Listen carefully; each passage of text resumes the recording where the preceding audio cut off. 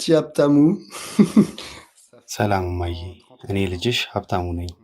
ከተለያየን አሁን 31 ዓመት ሆነን። ሀና አለኝ እለዋለሁ። ካሁን በኋላ ብቸኝነት አይሰማኝም አለኝ እና በጣም ነው የነካኝ። ስለ ወላጅ እናትህ ስታስብ ምን ይሰማሃል? በመጨረሻም ተጥዬ እንደተገኘው ስረዳ ግን በጣም አዘንኩ። ያኔ ነው እንደ ማንኛውም ሰው ተራ አጀማመር እንዳልነበረኝ የተረዳሁት። Comme n'importe qui, quoi. መጀመሪያ ቀን ሳየው ነው ውስጤ በጣም በቃ ፋሚሊን እንፈልጋለሁ ሲል ውስጤ በጣም የተረበሸው። በእውነት ከ25 እስከ 27 ዓመት ባለው ዕድሜ አካባቢ በውስጤ የሆነው ክፍተት ይሰማኝ ነበረ። ከየት እንደመጣው እና ስለ አወላለዴ መሰረታዊ ነገሮችን የማወቅ ፍላጎት አደረብኝ። ወይዘሮ አዳነችን ማግኘት ብትችል የሚሰማ ስሜት አለ? 3 ወር ያሳደጉህን እጅግ በጣም መልካም ሰው ስለነበርሽ እና በመጀመሪያዎቹ 3 ወራት ስለተንከባከብሽኝ መጀመሪያ ላገኝሽ የምፈልገው አንቺን ነው።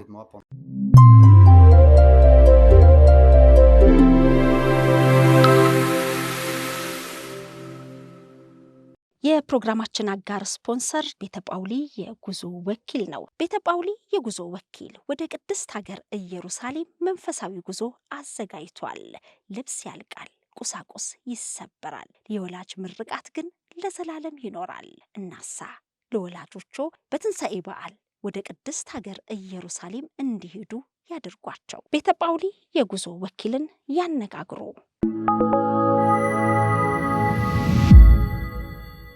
24 ሰዓት ሳይሞላው ከእናቱ እቅፍ የተለየው ይህ ያኔው ጨቅላ ሕፃን የዛሬው ወጣት ወላጅ እናቱ ከአቅም በላይ በሆነ ምክንያት እንደሆነ የጣለችው ያምናል። እናም እናቴ በምንም አይነት ሁኔታ ውስጥ ብትሆኝም ላገኝሽ እፈልጋለሁ፣ አንቺን ካገኘው ወደ ኢትዮጵያም እመጣለሁ ይላል። Eh bah coucou maman, c'est ton petit Aptamou. ሰላም እማዬ፣ እኔ ልጅሽ ሀብታሙ ነኝ። ከተለያየን አሁን 31 ዓመት ሆነን። ይህም ሁሉ የሆነው በአንቺ ምክንያት ነው። ከ31 ዓመት በፊት አንቺ በወሰንሽው ውሳኔ ምክንያት ይሆናል። C'est grâce à toi, grâce à cet acte que tu as fait il y a 31 ans. ይህ መልእክት ደርሶሽ ራስሽን ካወቅሽ አንቺ ማግኘት በጣም በጣም በጣም እፈልጋለሁ። በጣም እንደምወድሽ እወቂ። አንቺን ለማግኘት ወደ ኢትዮጵያ ለመጓዝ ዝግጁ ነኝ። Partir en Éthiopie te retrouver. አሁን ላይ ነዋሪነቱን በስዊዘርላንድ ያደረገው ይሁንና ግን ፈረንሳይ በማደጎ ያደገው ወጣት ከዚህ ወጣት ጋር ቆይታ አድርገናል። በያላችሁበት ቆይታችሁን ከሸገር ኢንፎ ጋር እንድታደርጉ በአክብሮት ነው የምንጋብዘው። የሚነሱ መረጃዎች ወይንም ደግሞ የተወለደበት አካባቢ ወይም ደግሞ ተጥሎበት የተገኘው አካባቢ ላይ ያላችሁ መረጃ ካለ እንድታቀብሉን በአክብሮት ነው የምንጠይቀው። ለሸገር ኢንፎ አዲስ የሆናችሁ ሰብስክራይብ በማድረግ ቤተሰብ እንድትሆኑ በአክብሮት እንጠይቃለን። J'ai Aptamou Arthur, j'ai 31 ans, je vis maintenant en Suisse, près de Neuchâtel. ሀብታሙ አርተር ይባላል። እድሜ 31 ዓመት ሲሆን በአሁን ጊዜ በስዊዘርላንድ ኖሻቴል አቅራቢያ እኖራለሁ። ያኔ ከተተውኩበት ጊዜ ጀምሮ ያለውን ታሪኬንና ወላጆቼን ለማግኘት ጥረት ማድረጌን ጀምሬያለሁ። Par une famille française. L'organisation AEM, Amis des enfants du monde. በፈረንሳይ በሚገኘው ኤኢኤም በተባለ ድርጅት አማካኝነት በፈረንሳዊ ቤተሰብ ነው የቆየሁት። የኤኢኤም ድርጅት ስለ ታሪኬ ጥቂት መረጃዎች አሉት። እሱንም እንደሚቀጥለው እገልጻለሁ። J'ai été abandonné donc à Dessier sur la place de Memberet-Tsehaï le 5 novembre 1994. J'ai été retrouvé sur la place Memberet-Tsehaï.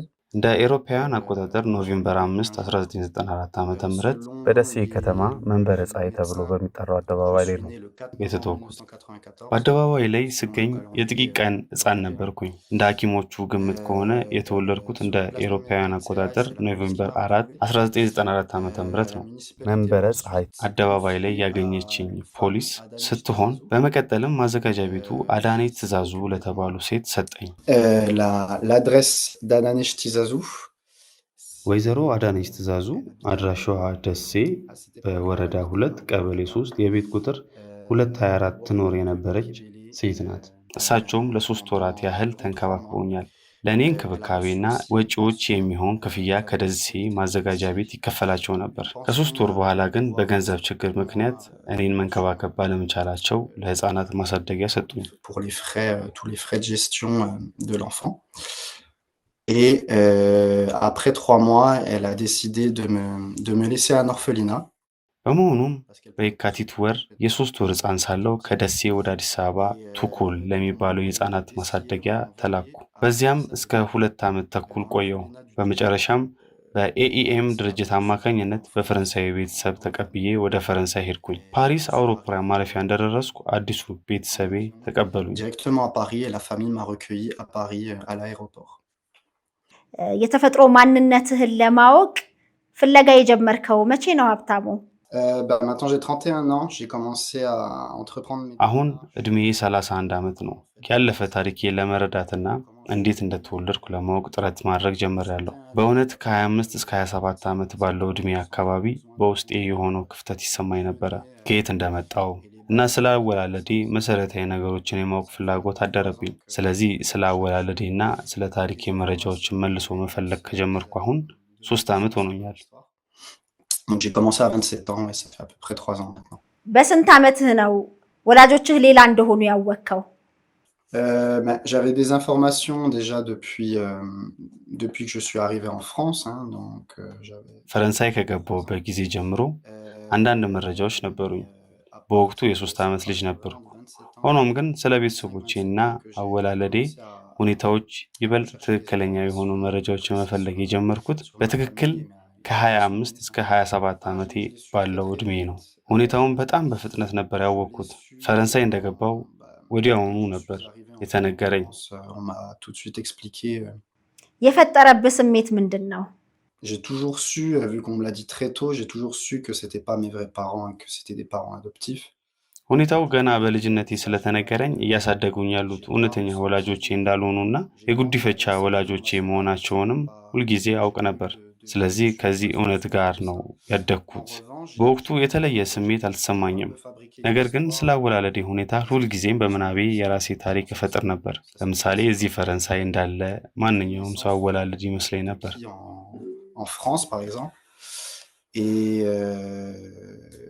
Et quand j'ai appris que j'ai été abandonné, là, j'étais vraiment très... በመጨረሻም ተጥዬ እንደተገኘው ስረዳ ግን በጣም አዘንኩ። ያኔ ነው እንደ ማንኛውም ሰው ተራ አጀማመር እንዳልነበረኝ የተረዳሁት። Comme n'importe qui, quoi. ስለ ወላጅ እናትህ ስታስብ ምን ይሰማሃል? በአጠቃላይ ስለ ቤተሰቦች? Mais je pense qu'elle a agi par amour. ያደረገችው በፍቅር ተገፋፍታ ይመስለኛል። ያም ሆነ ይህ እኔን ጥላ መሄዷ እሷ ጋር በሆን ኖሮ የማላገኘውን የተሻለ ህይወት እንድመራ እድል ሰጥቶኛል። ስለዚህ ይህ ድርጊት ለእርሷ በጣም ከባድ እንደነበር አምናለሁ። ሆኖም ግን እኔ ለዚህ ውጤት በቅቻለሁ። ዛሬ እዚህ የደረስኩት በእሷ ምክንያት ነው። Grâce à cet acte. እስቲ አስቡት፣ እናታችሁ ወይንም አባታችሁ ለዓመታት በልባቸው ሲመኙት የነበረው ቅዱስ ስፍራ ላይ ቆመው ቢታዩአችሁ። ያሳደጉን ያስተማሩንና ዛሬ ለደረስንበት ደረጃ መሰረት የሆኑ ወላጆቻችን ትልቁ ምኞታቸው ኢየሩሳሌምን መርገጥ ነው። ልብስ ያልቃል፣ ቁሳቁስ ይሰበራል፣ የወላጆች ምርቃት ግን ለዘላለም ይኖራል። ይህንን በረከት ለማግኘት ቤተ ጳውሊ የጉዞ ወኪል ለትንሣኤ በዓል ልዩ ወደ ቅድስት ሀገር ኢየሩሳሌም መንፈሳዊ ጉዞ አሰናድቷል። ሙሉ የቪዛ የትራንስፖርትና የሆቴል አገልግሎት ዝግጁ አድርጎ በክብር አድርሶ በክብር ይመልሳቸዋል። ፈጥነው ለመመዝገብ ቤተ ጳውሊ የጉዞ ወኪል ብለው በ0964020202 ወይንም በ0963676767 ላይ ይደውሉ። ቤተ ጳውሊ የጉዞ ወኪል። ከአሳዳጊዎችህ ጋር እንግዲህ ስታድግ ያው እስከ ስንት ዓመትህ ነው ከነሱ ጋር አብረህ የቆየኸው? አሁንስ በምን አይነት ሁኔታ ውስጥ ነው ያለኸው? Donc ouais, j'ai été adopté à 2 ans et demi. J'ai toujours vécu avec... አዎ በ2 ዓመት ተኩል እድሜ ላይ በጉዲፈቻ የተወሰድኩት። ሁልጊዜም ከሚያሳድጉኝ ወላጆቼ ጋር ነው የኖርኩት። ሁኔታውም በጣም ጥሩ ነበር። ለእኔ በጣም አፍቃሪና ተንከባካቢዎች ነበሩ። ስለዚህ በጉዲፈቻ የመጣው መሆኔ ሳይሰማኝ በታላቅ እንክብካቤ ነው ያደግኩት። ጥሩ ትምህርትና መልካም አስተዳደግ አግኝቻለሁ። Bonne éducation. Et maintenant, አሁን ደግሞ በምህንድስና ተመርቄ በስዊዘርላንድ በሰዓት ስራ ዘርፍ ተቀጥሬ እየሰራሁ እገኛለሁ። je travaille dans l'horlogerie en Suisse. የሰዓት ኢንጂነር ማለት ምን ማለት ነው ሀብታሙ? Je travaille, en fait, j'ai fait mes études. በሰዓት ስራ ዘርፍ ደግሞ የሰዓቶችን ውጫዊ አካልና የውስጥ ክፍሎችን ለማስዋብ በማቴሪያል ሳይንስ ላይ ብዙ ስራዎችን ሰራለሁ። ስለዚህ እኔ አሁን በሰዓት ስራ ዘርፍ የማቴሪያል ሳይንስ ፕሮጀክት መሪ ሆኜ እየሰራሁ እገኛለሁ። Sur le traitement des ስራዬም በሰዓቶች ላይ የወርቅ ቅብ የማድረግና የማስዋብ ስራዎችን መከታተል ነው። les décorer.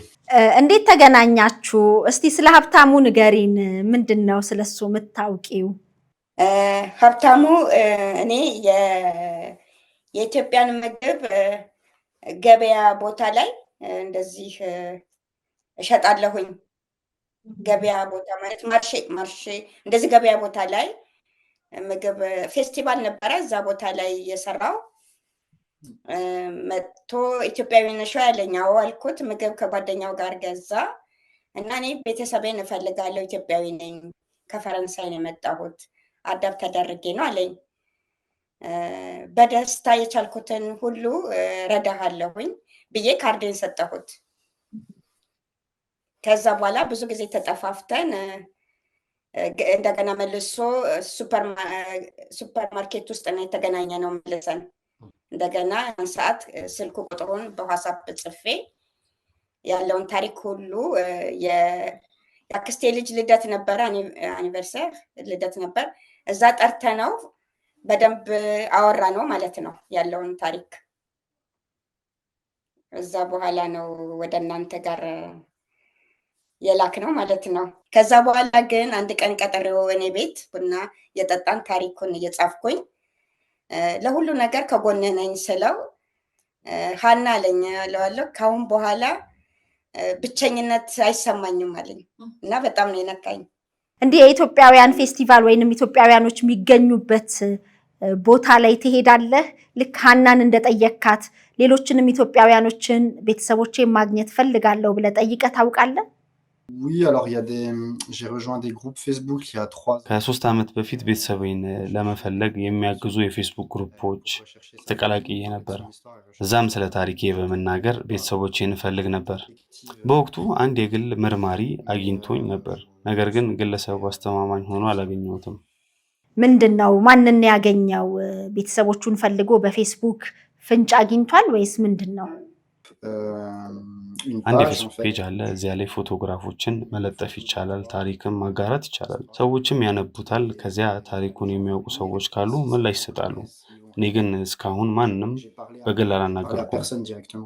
ፖሊስ ካነሳው በኋላ አዳነች ለምትባል ሰው 3 ወር እንዲቆይ ተሰጥቷልና አዳነች ማነች? ለምንድን ነበር ፖሊስ ለሷ የሰጠው? አሁን እንደሚመስለኝ ለሷ እዛ አካባቢ እንግዲህ የህፃናት እንዲህ ሲጣሉ እንደዚህ ወይ የሚረዱ ምናምን ሆነው ለሷ ለ3 ወር እንድትይዘው ገንዘብም እየተሰጣት ነው ለ3 ወር የያዘችው። ከዛ በኋላ ግን አቅም ስለሌለ የሚሰጠው ለሷ የሚሰጡት አሶሲያሲዮን ይሁን አላቅም። ከዛ በኋላ ወደ አዲስ አበባ ይመጣው። ኢትዮጵያ መተህ ታውቃለህ? አይ እስካሁን የለም። ከኢትዮጵያ የባህል ምግቦች የቀመስከው አለ? ኖሻቴል ውስጥ በሚገኙ የኢትዮጵያ ሬስቶራንቶች ውስጥ ተመግቤያለሁ። ስለዚህ ስለ ምግቡ አውቃለሁ። የሬስቶራንት ኢትዮጵያ የኔ ፋሚሊ ነው። አቢሲኒያ የኔ ቤተሰብ ነው። እዛ ሬስቶራንት ሄዶ በልቷል። ከዛ ውጭ ደግሞ እኔ ጋብዣዋለሁ እኔ ጋር። እንደገና ደግሞ ያው ከኔም ያኔ ገዝተው ሄደው በልተዋል። የትኛውን በተለየ ስሜት አጣጣምከው? ያስቸገረህ ወይ ደግሞ በጣም ያቃጠለህ ምን አይነት ምግብ ነው ያሰኘህ? ምንድነው? የትኛው የምግብ አይነት ነው ከቀመስካቸው? በተለየ ሁኔታ የሚከብድ ሆኖ አላገኘሁትም። የሚያቃጥለው ነገር አልረበሸኝም። በተለይ ጠጅ በጣም ነው የምወደው። ወደ መጠጡ ሄድክ ከምግቡ?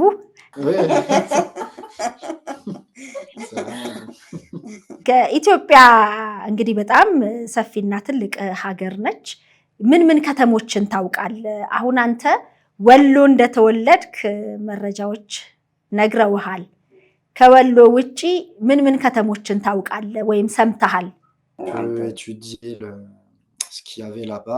ስለ ላሊበላና ስለነበሩት ነገሮች አጥንቻለሁ። የላሊበላ አብያተ ክርስቲያናት አሰራር በጣም ደስ ይላል። ስለ ላሊበላ፣ ስለ ጎንደር፣ ስለ አካባቢዋ በደንብ አጥንቻለሁ። ትምህርት ላይ ስትማር ነው ወይስ ስታነብ ነው እነዚህን ቦታዎች ያላቸውን ታሪካዊ ስፍራ ለማወቅ የቻልከው? አዎ ኢንተርኔት ላይ ነው ያየሁት። Oui, Internet. እስቲ አስቡት እናታችሁ ወይንም አባታችሁ ለዓመታት በልባቸው ሲመኙት የነበረው ቅዱስ ስፍራ ላይ ቆመው ቢታዩአችሁ። ያሳደጉን ያስተማሩንና ዛሬ ለደረስንበት ደረጃ መሰረት የሆኑ ወላጆቻችን ትልቁ ምኞታቸው ኢየሩሳሌምን መርገጥ ነው። ልብስ ያልቃል፣ ቁሳቁስ ይሰበራል፣ የወላጆች ምርቃት ግን ለዘላለም ይኖራል። ይህንን በረከት ለማግኘት ቤተ ጳውሊ የጉዞ ወኪል ለትንሣኤ በዓል ልዩ ወደ ቅድስት ሀገር ኢየሩሳሌም መንፈሳዊ ጉዞ አሰናድቷል። ሙሉ የቪዛ የትራንስፖርትና የሆቴል አገልግሎት ዝግጁ አድርጎ በክብር አድርሶ በክብር ይመልሳቸዋል። ፈጥነው ለመመዝገብ ቤተ ጳውሊ የጉዞ ወኪል ብለው በ0964020202 ወይንም በ0963676767 ላይ ይደውሉ። ቤተ ጳውሊ የጉዞ ወኪል። ከኢትዮጵያ ሙዚቃ የምትሰማው አለ ሀብታሙ? j'aime beaucoup le jazz, les jazz. የወሎ የባህል ሙዚቃዎችንስ ሰምተህ ታውቃለህ?